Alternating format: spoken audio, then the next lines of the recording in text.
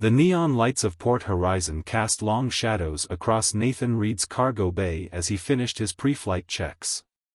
He'd learned long ago that in the outer colonies, thoroughness kept you alive. 15 years of hauling cargo through disputed space had taught him that lesson well enough. Final manifest check complete, his ship's AI announced. All systems nominal, Captain Reed. Nathan ran his hand along the worn control panel of the Star Weaver, his home for the past decade. The ship wasn't pretty, but she was reliable.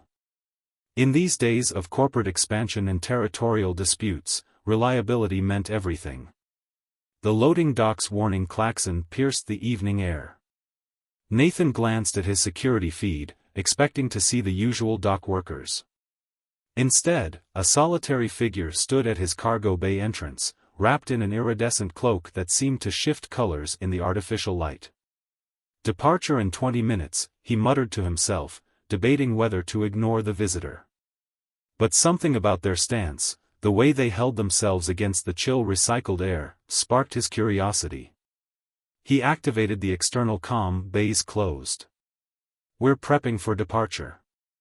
The figure stepped forward, and Nathan saw what the shadows had hidden, a mask of flowing metal that covered their entire face, its surface rippling like liquid mercury. The mask moved with their words, "I seek passage to the outer rim." Her voice carried an otherworldly resonance that made the hair on Nathan's neck stand up. He'd encountered his share of strange travelers, but something about this one was different. "There are passenger ships at Terminal 3, he replied. "I'm a cargo hauler. The passenger ships are watched." She raised her hand, and Nathan caught a glimpse of skin that seemed to shimmer with an internal light, like starlight trapped beneath ice. "I can pay double your usual rate." Nathan's instincts screamed danger, but 15 years of scraping by had taught him another lesson: credits kept you flying. "Show me." The woman, he was certain now it was a woman, produced a credit chip. When Nathan scanned it, his eyes widened. Not only could she pay double, but she could buy his ship outright if she wanted to. "Got a name?" he asked, already knowing he'd regret this decision. "Farah." The mask tilted slightly. "And you are Nathan Reed, formerly of the Colonial Defense Force, now independent hauler. Your reputation for discretion precedes you." Nathan stiffened. His military service wasn't public record. "Seems you've done your homework. Knowledge keeps one alive." She glanced over her shoulder. "We should leave soon." As if on cue, Nathan's proximity sensors chimed. A group of figures in corporate security uniforms had entered the terminal, moving with the purposeful stride of hunters who'd caught a scent. "Looking for you, I take it?" Nathan asked, already knowing the answer. "They always are." There was something in her voice, not fear, exactly, but a bone-deep weariness that struck a chord in him. Nathan had seen enough combat to recognize a tactical retreat when he saw one. He made his decision. "Cargo bay, third container on the left. It's empty. Don't make me regret this." Farah moved with liquid grace, disappearing into the shadows of his cargo bay just as the security team reached his dock. Their leader, a hard-faced woman with corporate augments glinting at her temples, approached. "Routine inspection," she announced, holding up a Nexus Corporation credential. "We're tracking a potential biosecurity threat." Nathan leaned against his ship's entrance, affecting a casual pose he didn't feel. "Manifest's already been cleared by Port Authority. We're on a schedule. This won't take long." She gestured, and her team started forward. Nathan's hand drifted to the pulse pistol at his hip, a motion that didn't go unnoticed. The security leader's augments flickered. "Interfering with a corporate security operation is a serious offense, Captain Reed." Her voice carried the artificial smoothness of someone used to getting their way through intimidation. "So is violating independent hauler rights." Nathan didn't move. "You want to search my ship, get a warrant from Colonial Administration." Otherwise, we're done here. The standoff lasted several tense heartbeats before the security leader smiled thinly. We'll be watching, Captain. She turned to her team. Log the ship's ID. Full surveillance package. After they left, Nathan sealed the cargo bay and headed for the bridge, his mind racing. He'd just made some powerful enemies, and he didn't even know why. The smart play would be to kick his mysterious passenger out and wash his hands of the whole situation. Instead, he began launch preparations. Thera emerged from hiding as they broke atmosphere, her mask reflecting the starfield visible through the bridge viewport. "Thank you," she said simply. "Don't thank me yet." Nathan plotted a course that would take them through the busier shipping lanes, harder to track a single ship in the crowd. "Want to tell me why Nexus Corporation is so interested in you? Would you believe me if I did?" Nathan thought about the way her skin shimmered, about the mask that moved like living metal. "Try me." Thera was silent for a long moment, then reached for her mask. "Perhaps it's better if I show you." As her fingers touched the metallic surface, Nathan realized his simple cargo run was about to become something far more complicated. But watching the stars streak past as they accelerated to jump speed, he found himself strangely okay with that. The Starweaver drifted through the quantum wake of a passing freighter, its systems running silent. Nathan watched Thera's fingers dance across the ship's console, leaving trails of ghostly light that faded like dying stars. They'd managed to shake the Nexus pursuit for now, but both knew it was temporary. "Your ship," Thera said, breaking the tense silence. "She has potential few would recognize." The mask turned toward him, its liquid metal surface catching the dim emergency lighting. "Like her captain." Nathan snorted, checking their position against the navigational charts. "Flattery won't explain why you've got one of the most powerful corporations in known space hunting you." "No," she agreed. "But truth might." Her hand rose to the mask, hesitating. "What I'm about to show you, there's no going back from this knowledge. Pretty sure we passed that point when I refused a Nexus inspection." Nathan turned his chair to face her fully. "Show me." The mask dissolved, not removing itself but rather seeming to melt away into her skin. Nathan had expected something alien, but the reality defied explanation. Her face was elegantly humanoid, but her skin rippled with patterns of light that shifted like solar flares captured in crystal. Beneath the surface, a network of luminescent structures pulsed in time with what he assumed was her heartbeat. "I am Luminarii," she said, her voice carrying harmonics that made the ship's hull vibrate sympathetically. "My people were engineers of light and energy, shapers of quantum reality. We thought we could help humanity reach beyond its current limitations." Thought? A pattern of darker light, like a storm cloud passing over a sun, crossed her features. "Nexus approached us decades ago, offering partnership. They spoke of advancing human potential, of bridging the gap between organic and synthetic life. We were naive. We didn't understand." A proximity alert cut through the moment. Nathan spun back to his console. Multiple signatures dropping out of hyperspace. "Nexus?" "Yes." The mask flowed back over Thera's features. "They're using quantum resonance tracking. They can follow the energy signature of my abilities. Then stop using them." "I can't."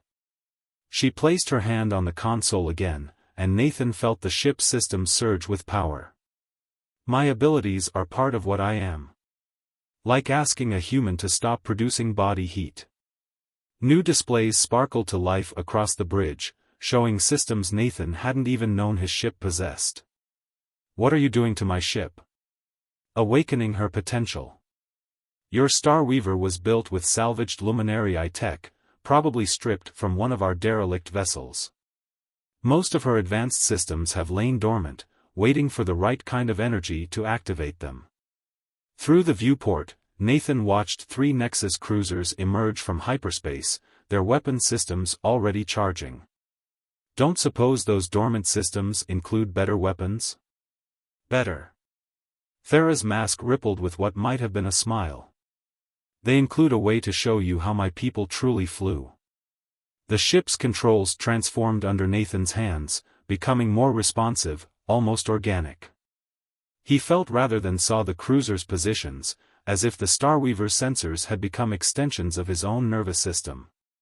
This is impossible, he whispered, even as he executed a maneuver that should have torn the ship apart. Impossible is a human concept. Thera's voice carried both amusement and strain. My people preferred to think in terms of probability and potential. Energy beams from the Nexus ships carved through space where they had been moments before. Nathan let instinct guide him, working in concert with Thera's enhancements. The Starweaver moved like a living thing, dancing between the deadly barrages. They're not trying to destroy us, Thera observed. They want us intact. Want me intact? Why? What could be worth all this? The luminous protocol. Her hands spread across the console, sending ripples of power through the ship's systems. My father's final project. A way to share our abilities with other species through willing symbiosis. What you're experiencing now is just a fraction of its potential. Understanding hit Nathan like a physical blow. They want to weaponize it. Imagine armies of enhanced soldiers, ships that could transform into weapons of unimaginable power, all under corporate control. Thera's mask turned toward him. That's why I run.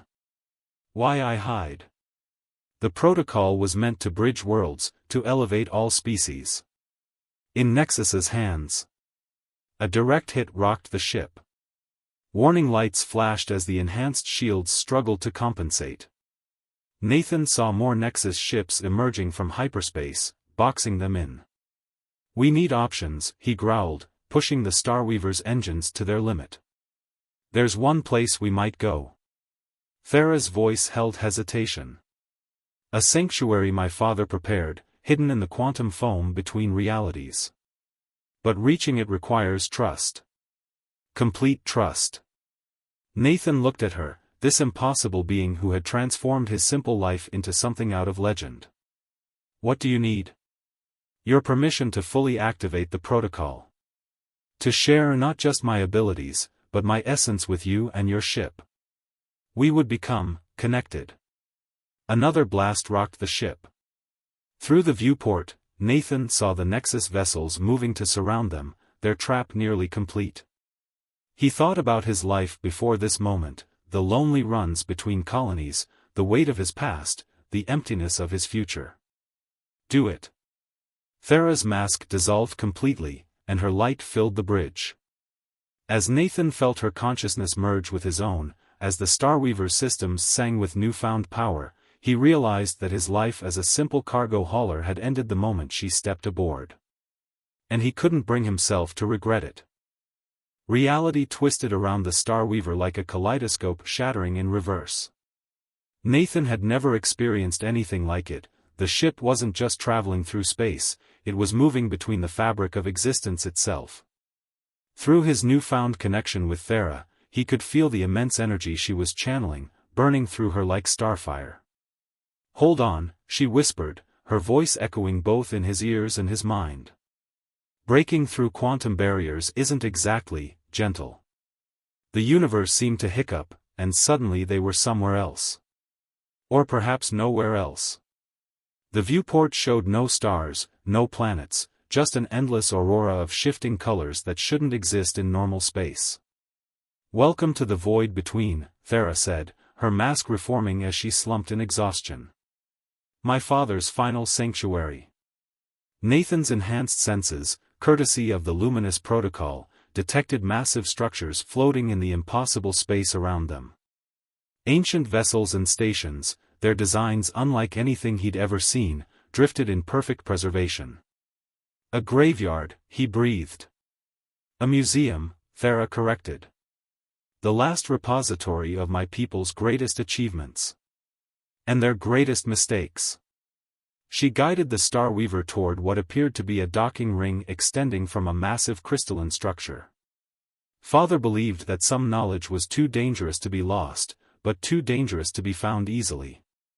As they docked, Nathan felt the station's systems recognizing Thera's presence, awakening from decades of dormancy. Your father, he planned all this? He saw what was coming. The Nexus betrayal, the fall of our civilization, all of it. The docking clamps engaged with a gentle thrum. He tried to warn our leaders, but pride and politics. She shook her head. Some things transcend species, it seems. They made their way through crystal corridors that lit up as they passed, responding to Thera's presence. Nathan noticed how the station's architecture seemed to flow, as if it had been grown rather than built. Thanks to the protocol bond, he could feel the pulse of ancient systems awakening around them. Your father, he said carefully, he didn't just hide your people's technology here, did he? Thera stopped before a massive door that seemed to be made of frozen light. No, she whispered. He hid our future. The door dissolved, revealing a vast chamber that took Nathan's breath away. Suspended in columns of light were dozens of crystalline pods, each containing a sleeping luminary. Their skin shimmered with the same otherworldly patterns as Thera's, though muted in their suspended animation. Survivors, Nathan realized. But why keep them hidden? Why not wake them? Because they're not just survivors. Thera approached one of the pods, her hand leaving trails of light on its surface. They're the next evolution of our species. My father knew we couldn't match Nexus's military might, so he found another way. Each of these pods contains a luminary who volunteered to undergo genetic modification, enhancing their natural abilities far beyond normal limits. Like you? She turned to him, her mask dissolving to reveal a sad smile. I was the prototype. The first success. Her skin flickered with patterns Nathan now recognized as data streams. But the process was dangerous. Many didn't survive the initial trials. These volunteers, they're stable. Perfect. Each carrying an advanced version of the luminous protocol within their very DNA. A distant alarm suddenly cut through the silence. Nathan felt the station's security systems activating, responding to an external threat. They found us? Here? Impossible, Thera breathed, but the evidence was undeniable. Multiple Nexus ships were emerging from quantum space, led by a vessel that dwarfed any Nathan had ever seen. How? He demanded. You said this place was hidden in the quantum foam. It was. Unless. Her eyes widened with horror. They didn't follow us. They were already coming here. Someone told them. The station's archival systems suddenly activated, projecting a hologram in the center of the chamber. A face formed from light, a luminary male, his features sharing a striking resemblance to Thera. Father, she whispered. If you're seeing this, Thera, then the worst has happened. The hologram's expression was grave. There's something I never told you about the protocol, about why Nexus wants it so desperately. It's not just about enhancing human abilities. The protocol, it can rewrite reality itself. In the right circumstances, with enough power, it could reshape the very laws of physics. Nathan felt Thera's shock and denial through their connection. The hologram continued, I hid the truth from everyone, encoded it in your very DNA. You're not just carrying the protocol, daughter. You're carrying the key to universal transformation. And you're not the only one who knows this anymore. The hologram flickered, showing a familiar face that made Thera gasp, another luminary, one whose patterns matched her own. Your twin, Nathan realized. My brother, she corrected, her voice hollow.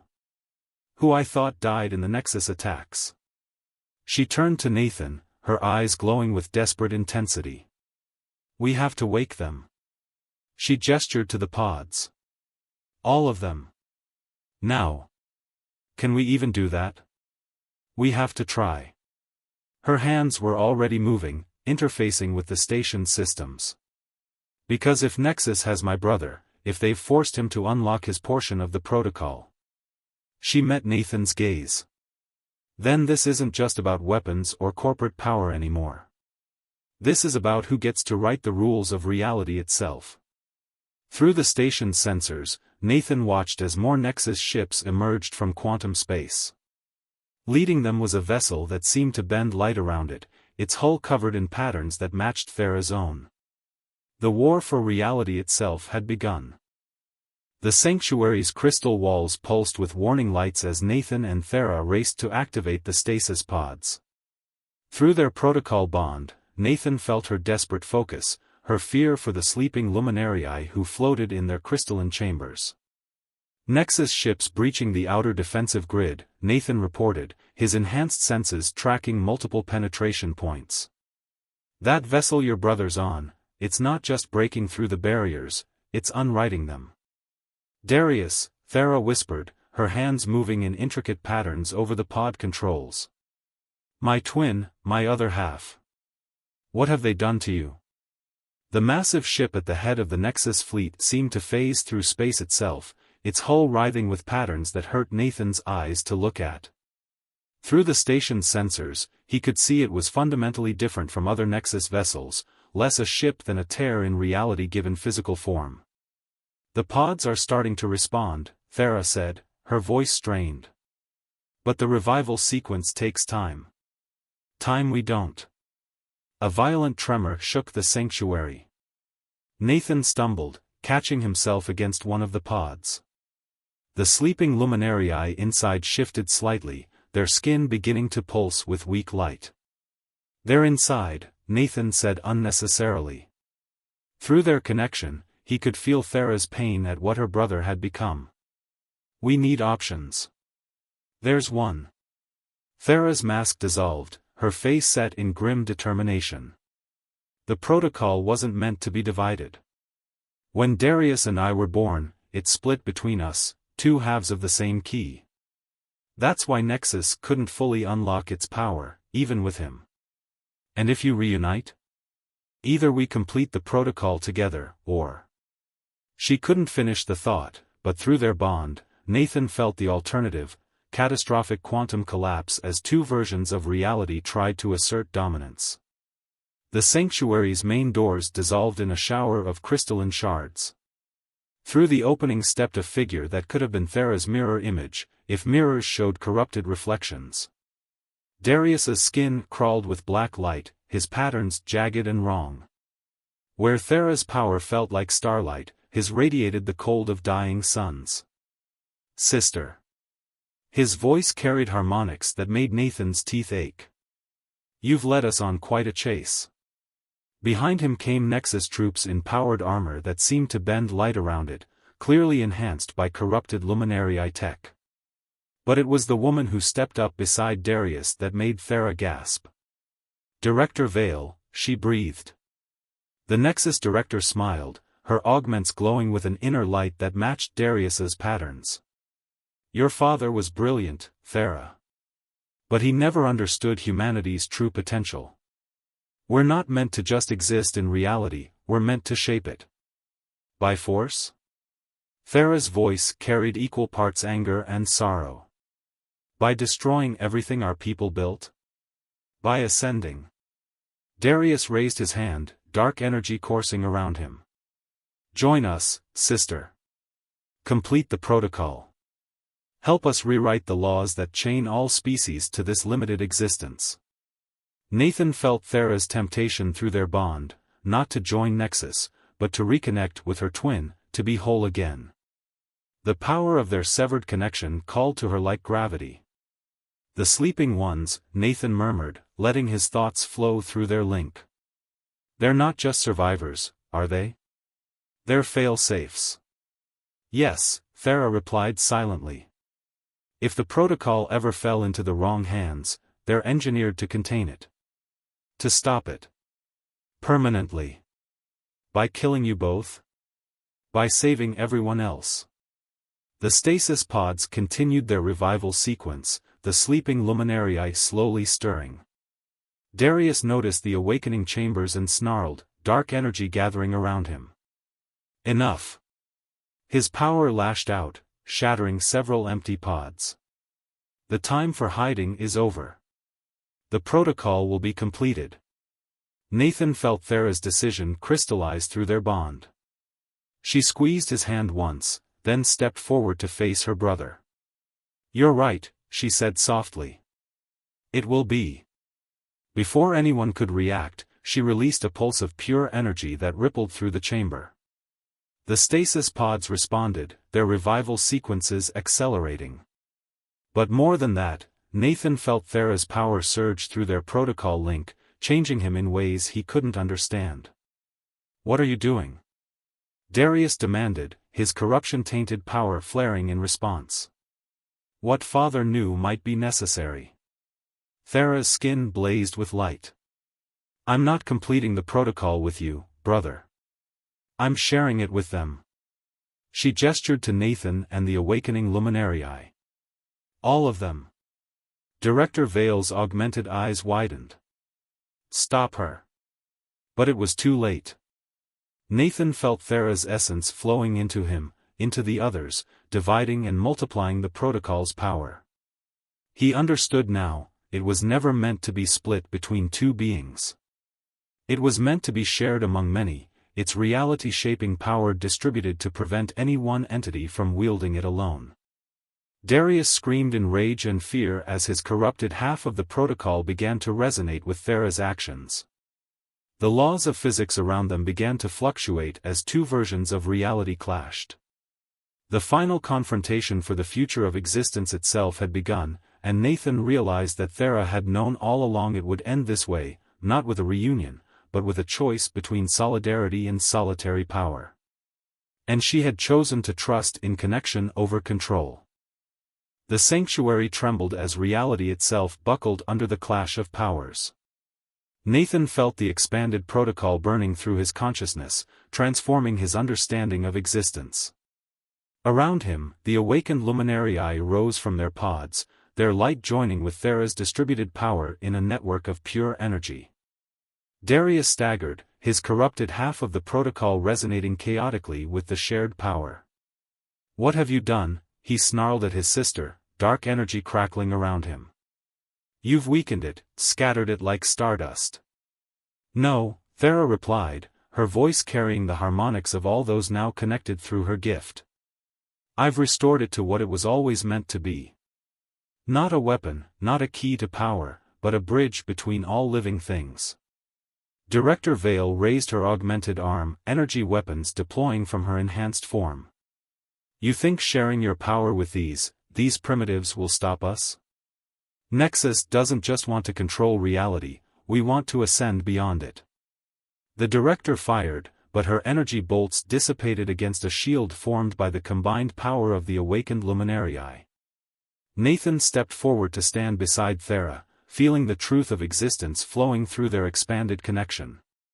"You never understood," Nathan said, finally grasping what Thera had known all along. "The protocol isn't about rewriting reality. It's about understanding we're all already part of it." Through their shared consciousness, Nathan felt the sleeping luminariae's true purpose. They weren't warriors or weapons, they were teachers, meant to guide other species toward a greater understanding of existence itself. Each one carried a fragment of universal knowledge, waiting to be shared rather than used.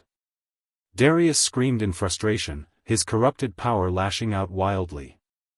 "I won't let you undo everything we've worked for." Dark energy poured from him, trying to tear apart the quantum fabric of the sanctuary. "If I can't control the protocol, I'll destroy it, and everyone connected to it." Vale's augments began to overload as she tried to channel the chaotic energy Darius was releasing. "Control it," she commanded, but the corruption in his power had spread too far, infecting the very Nexus ships outside with cancerous reality distortions. "Brother, please," Thera pleaded, reaching out both physically and through their restored twin bond. "Feel the truth. This connection, it's what we were born for. Not to rule reality, but to help others understand it." For a moment, something flickered in Darius's corruption-tainted eyes, a memory of what he had once been, what they had been together. But the Nexus modifications ran too deep, the corruption too complete. Then understand this, he snarled, pulling all his power inward. Some doors, once opened, can never be closed. Nathan felt it through the protocol link. Darius was trying to collapse all possible realities into a single point, with him at the center. If he succeeded, everything would be undone, reformed according to his corrupted vision. But he wasn't the only one who could manipulate reality anymore. Together, Thera's voice echoed through their shared consciousness. All of us. Not to destroy or control, but to heal. The awakened Luminarii joined their power with Thera's, and through her, with Nathan. He felt his humanity not as a limitation but as another facet of universal experience, adding his understanding of struggle and choice to their combined strength. Their shared light met Darius's darkness, not in conflict but in harmony. Where he sought to collapse reality, they expanded it. Where he tried to dominate, they offered acceptance. The very physics of space around them began to stabilize as balance reasserted itself. No! Vale screamed as her augments failed, unable to channel the pure energy flowing through the sanctuary. You're ruining everything. But Darius had gone silent, his corruption-twisted form held in a web of light. Within that radiance, Nathan could see the darkness being drawn out of him, not destroyed but transformed. The protocol wasn't about power over reality, it was about accepting reality's true nature, in all its infinite forms. Through their connection, Nathan felt Thera's joy as her brother's true self began to emerge from the corruption. The process wasn't quick or easy, healing never was, but it was real. As the last of the chaotic energy dissipated, as the Nexus ships outside began to retreat from the now stable quantum space, Nathan looked at the assembled Luminarii. Their light had changed, become something new through the sharing of the protocol. And humanity, through him, had changed with them. What now? He asked Thera, feeling the immensity of possibility before them. She smiled, her mask dissolving permanently as she took his hand. Around them, the other Luminarii began to shift the sanctuary structure, transforming it from a hiding place into something new, a beacon. Now, she said, we do what my father truly intended. We teach. We share. We help all species understand that reality isn't something to control or escape, it's something we create together, every moment, through our connections with each other. And Nexus? They'll be back, she acknowledged. Some will always choose control over connection. But they'll find us ready, not with weapons or walls, but with understanding. And maybe, in time, they'll learn what my brother has, that true power comes not from changing reality, but from accepting our role within it. The sanctuary's crystalline walls hummed with new purpose as the combined consciousness of human and Luminarii began to reshape it. Not into a weapon or a fortress, but into a bridge between worlds, between species, between possibilities. Nathan felt the truth of it in every atom of his transformed being. The future wouldn't be written by those who sought to control reality, but by those who chose to share in its infinite wonder. And through the protocol, through the connection he now shared with Thera and all the others, he would help write that story. Together, they would light the way forward.